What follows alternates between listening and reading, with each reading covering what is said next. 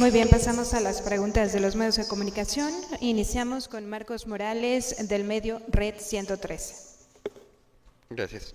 Secretarios general, buenos días, compañeros. Primeramente, consultarle sobre lo que mencionaba ahorita el secretario de Gobierno. En esta estrategia, en lo particular en Tierra Caliente, la extorsión, ¿cómo estamos al día de hoy? Se ha dado también aseguramiento de laboratorios muy grandes en la zona serrana y la detención en febrero que llama la atención del yerno de Botox, un líder delincuencial, pero también por otro lado las denuncias públicas de un líder limonero acerca de que era amenazado por grupos delincuenciales. Si dentro de esta misma estrategia viene el respaldo en particular de la Secretaría de Protección Ciudadana, coordinación con Harfush, con las fuerzas federales, y en este punto, ¿cómo estamos en cuanto a extorsión? Llama mucho la atención que en lo particular aseguramiento de armas son largas, en su mayoría únicamente 6 cortas. Nos habla precisamente de que no en este momento tenemos crimen, digamos, de índole social, sino más enfocados al crimen organizado. ¿Cómo estamos así en Tierra Caliente? Como lo señalaba el secretario de Gobierno, tenemos plena coordinación con la Secretaría de Seguridad Pública y Protección Ciudadana, encabezada por Omar García Harfush. Hemos participado con las fuerzas federales, con Defensa y Guardia Nacional, así como con las fiscalías en estas detenciones. En todas hemos estado presentes como Guardia Civil, hay confianza en la institución, hay plena coordinación con el gobierno federal. Decirles que reforzamos el operativo limonero en estos días. Ayer con Defensa, con Guardia Nacional, intensificamos los patrullajes y los recorridos en la zona de Apatzingán, y efectivamente, como se señala, estos dos objetivos de Apatzingán, tanto la hija del Botox como su yerno, la Silla, eran los operadores tanto financieros como de los homicidios en la región. Entonces, estas detenciones de alto impacto nos han permitido pacificar ya algunas regiones como Zacapu, como se señalaba, como Álvaro Obregón, como Pátzcuaro, y esta parte de la Tierra Caliente. Seguimos trabajando en coordinación con Defensa y con Guardia en detectar artefactos explosivos y ser muy enfático en que también en coadyuvanza con la Fiscalía del Estado y la propia General de la República hemos obtenido resultados en esta materia, ¿no? Parte de ello es el aseguramiento, como bien mencionas, de este laboratorio. Se está cuantificando el valor de esta sustancia en el mercado y próximamente vamos a aportar más datos. Siguiente pregunta, Ernesto Martínez, La Jornada. Sí, buenos días. Quisiera preguntar, ¿cuántas armas ingresaron a Michoacán en 2024 de procedencia ilícita, su mayoría de Estados Unidos? Sobre todo también porque se ha visto que ha habido mayores operativos en las zonas de Tierra Caliente, en las diferentes zonas. Sin embargo, la medición mediática, lo que se dice en los medios de comunicación, es que no está avanzando, que se está fortaleciendo el crimen organizado. Miren, decirles que si hacemos un comparativo, por ejemplo, del delito del homicidio doloso, la reducción del 2021 a la fecha ha sido en un 65-63%. El homicidio doloso en este estado en octubre, febrero del 2021-22 andaba sobre 280, 285. Ahorita, a partir del año pasado, andamos alrededor de 120, 116, 110, hemos bajado a 90. El mes pasado cerramos con 115. Y la tendencia pues viene a la baja. Por supuesto que no hay que echar las campanas al aire, hay que seguir trabajando coordinadamente con las diferentes dependencias de seguridad, federales, estatales, para poder hacer frente a estas tareas. En referencia a lo que señalaban ahorita del tema del limón, hay una estrategia muy particular que se está atendiendo en la 43 zona militar, con la coordinación de la Guardia Nacional también, y estos operativos que se hicieron la semana pasada obedece a atender de manera particular y ir generando estas acciones, entre ellas las órdenes de aprehensión de estos generadores de violencia. Entre otras acciones importantes, como la que se hizo en Acahuato y Parácuaro también la semana pasada, este desmantelamiento del laboratorio del día de antier, que fue un golpe exitoso con una cantidad impresionante de materiales que ayudan a elaborar ciertos enervantes. Entonces son resultados muy tangibles de los avances que se han hecho. Por supuesto que la percepción también tiene que ver con los planteamientos que se hagan desde las propias actividades de los medios, pero los datos específicos están muy establecidos. Insisto, no vamos a bajar la guardia ni echar las campanas al aire, al contrario, vamos a seguir trabajando en atender estas inquietudes. El año pasado, según el corte que se hizo de armamento durante el 2024, fueron aproximadamente 1.413 armas largas y 931 armas cortas las que se pudieron incautar el año pasado, más de 6.000 cargadores y una serie de elementos adicionales.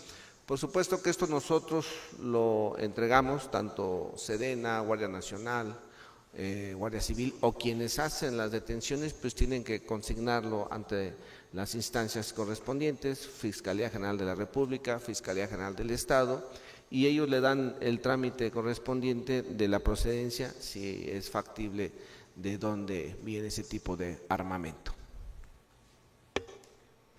Siguiente pregunta, Elizabeth Guzmán, Milenio. Sí, gracias. Buenos días. En este mismo sentido, pero en el tema de los artefactos explosivos, no sé si me pudieran dar la cantidad de cuántos han sido decomisados en lo que va de este año, cuántas minas y cuántos los que se utilizan para artillar drones. Sí, decirles que hace 2 meses aproximadamente, mes y medio, se tuvo una reunión del grupo de inteligencia operativa del GIO, donde el gobernador le instruyó a nuestra Secretaría de Salud Pública que el personal que trabaja en esta área de antibombas pudiera atenderse y estar de manera constante en la 43 zona militar, que es la zona en la que se ha tenido un poquito más de este tipo de accidentes y problemáticas. Decir y recalcar que estos artefactos artesanales explosivos, pues obedece al control de ciertas regiones y zonas, municipios de la delincuencia organizada en defensa de otros grupos delincuenciales. Empiezan a tener ese tipo de operativos y acciones. Se ha atendido esta actividad en coordinación con la 43 zona militar. Un poco se trabajó con la 21 zona militar en la región de Cotija. Vamos a seguir trabajando coordinadamente en estas tareas. Yo les decía en días pasados en una entrevista que es un promedio de 3 a 4 tareas que se atienden por semana en la 43 zona militar, y la mayoría son en las zonas serranas, en la sierra de la colindancia de algunos municipios, de Apatzingán con Buenavista, de Apatzingán con Aguililla, de Tepalcatepec con Buenavista, o de Cotija del lado hacia Los Reyes, que es donde se han encontrado este tipo de artefactos, y ese es el promedio. Vamos a mantener estas tareas en conjunto con la 43 zona militar y por supuesto también con la 21 zona militar para esta zona de Cotija. Siguiente pregunta, Fernando Salgado, Postdata. Secretario, preguntarle acerca de estas minas, ¿se puede garantizar la movilidad de las personas en estas terracerías? Esa sería una primera pregunta. Y si nos pueden esclarecer qué está sucediendo en el Tianguis Limonero. ¿Hay empacadoras abiertas, hay empacadoras cerradas? Que nos den un panorama claro, por favor. Sí, en cuanto se nos hace algún señalamiento de posibles artefactos explosivos, de inmediato se atiende por la 43 y este grupo de antibombas de la Guardia Civil. Les reitero, en su mayoría están en la zona serrana. en donde está esta disputa por los grupos delincuenciales. El tránsito en algunos tramos carreteros pues está libre, en algunos tramos de terracerías se ha estado atendiendo como prioridad, pero en las últimas semanas ha sido muy particular en la zona serrana, en la sierra, digámoslo así, entre la colindancia de estos municipios que se han tenido de manera particular algunos señalamientos y algunas denuncias. Sobre el tema del limón, decirles que el corte continúa normal, el precio del limón, a diferencia de octubre del año pasado, que era de 2 pesos con 50 centavos, hoy están en los 11, 12, 13 pesos, está en un precio justo. El corte se ha hecho con normalidad. La semana antepasada se anunció la posible suspensión, solamente fue el cierre de las oficinas administrativas del Tianguis Limonero, lo único que se cerró, porque además también nos pidieron que les ayudáramos con alguna auditoría sobre el proceso de la área administrativa, pero el corte sigue con normalidad, tanto en Buenavista como en Apatzingán, Mújica, La Huacana, en los 7 municipios donde hay el 90-95% del corte de limón sigue con normalidad. Siguiente pregunta, Manuel Guevara, 90 grados. Gracias. Pues preguntar primero que nada, en el marco del C5, si se ha encontrado en Michoacán el fenómeno de que los grupos delincuenciales también cuenten con instalaciones similares a esta para mantener vigilancia en el territorio. Y por otro lado, preguntar por el caso de Uruapan, el presidente municipal que ha generado un entorno de violencia hacia la prensa, que incluso ha acusado que los periodistas trabajan del lado de los grupos delincuenciales. Preguntar si hay alguna denuncia, si se le ha otorgado protección a los periodistas que sufren el amago del presidente municipal.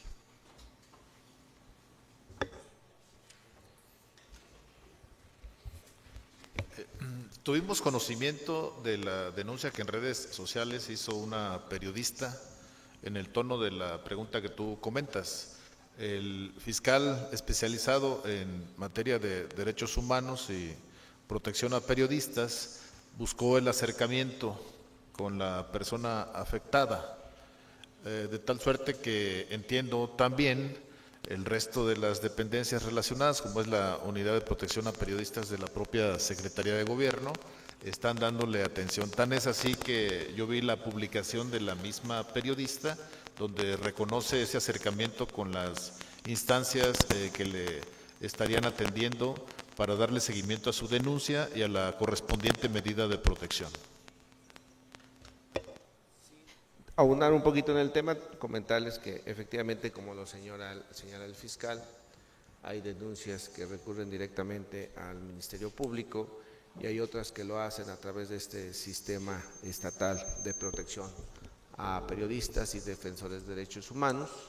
En días pasados tuvimos una, se le canalizó a través de la Subsecretaría de Derechos Humanos y de inmediato nosotros tenemos la obligación de reportar esto a la Federación y se mantiene en contacto directo con dichos periodistas en las diferentes actividades, señalamientos y denuncias que pueda haber y también a quienes son defensores de derechos humanos. Pasamos a la última pregunta, Mariano Bolaños, ABC. Gracias, ¿qué tal? Buenos días. 2 preguntas. Nos comentaban ahorita que hay más de 5,400 cámaras instaladas en Michoacán.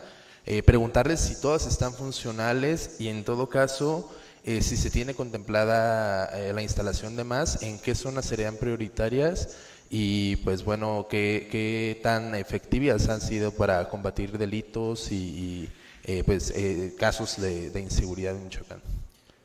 Bien, las 5,400 cámaras que menciono están operativas, están divididas en las 13 regiones que les he comentado. Ya de manera particular pudiéramos hacer una presentación con los medios de lo que es el C5. El proyecto abarca 5,680 cámaras más o menos. Son 13 subcentros. Los subcentros atienden de manera regional. Es decir, las imágenes de Uruapan y de la región esta van al subcentro de allá, Lázaro Cárdenas, Jiquilpan, Apatzingán, Morelia, pero este centro que ven ustedes aquí atrás puede monitorear cualquiera de las 5,400 cámaras del estado. Entonces está funcionando, es de última tecnología, tiene almacenamiento para investigación, tiene una red segura de comunicación que es la P25, que son frecuencias de seguridad pública aprobadas por el Secretariado Ejecutivo Nacional. Y comentarles respecto al tema de las cámaras parásitas, ya hemos retirado en algunos puntos estratégicos algunas antenas que han tenido alguna intervención por parte de la delincuencia organizada, pero estas son frecuencias de alta seguridad, lo demás son halconeo y es equipo rudimentario el que ellos manejan. Gracias. Y un tema un poquito más particular también en Uruapan, saber si se tiene algún tipo, evidentemente dentro de lo que se pueda comentar, porque pues, es información a lo mejor no que se pueda hacer tan pública, pero de este caso del estudiante que secuestraron hace algunos días, es un tema que ha causado mucho revuelo, se ha hecho incluso marchas, manifestaciones, caminatas para exigir justicia, es un tema que ha trascendido, se han posicionado instituciones educativas, saber cómo va avanzando el tema, ya nos informaban que había una persona vinculada a proceso, pero saber si la otra persona implicada ya también está detenida o cómo va avanzando esta situación. Gracias. Primero comentar que la Fiscalía General del Estado tomó conocimiento del asunto tan inmediato como ocurre. Lamentable que en el operativo de rescate pues haya perdido la vida el joven. Hubo un abatido de parte de los delincuentes y un detenido. Otro más que entiendo se dio a la fuga. Nosotros investigamos el hecho, evidentemente por razón de inmediatez, y se ha dado la atención a las víctimas también indirectas para el debido cuidado y protección de sus derechos.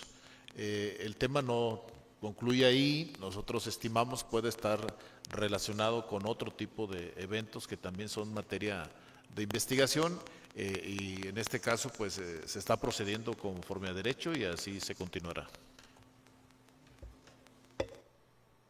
Sería todo, señor secretario.